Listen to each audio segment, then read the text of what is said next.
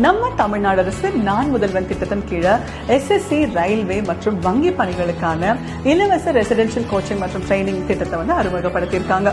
இந்த திட்டத்தின் கீழே 1000 மாணவர்களை தேர்ந்தெடுத்து அவங்களுக்கு இன்டென்சிவான ட்ரைனிங் கொடுக்க போறாங்க.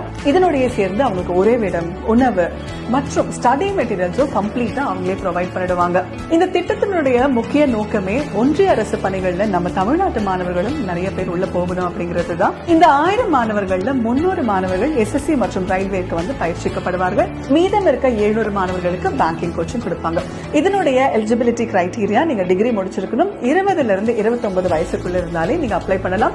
அப்ளை பண்றதுக்கான கடைசி தேதி மே 13. இதனுடைய எக்ஸாம் மே 31 அன்னைக்கு காலை 10 இருந்து 11 மணிக்குள்ள நடக்க இருக்கு. தமிழகத்தில் இருக்கக்கூடிய 38 மாவட்டங்களிலும் இந்த எக்ஸாம் நடக்க இருக்கு.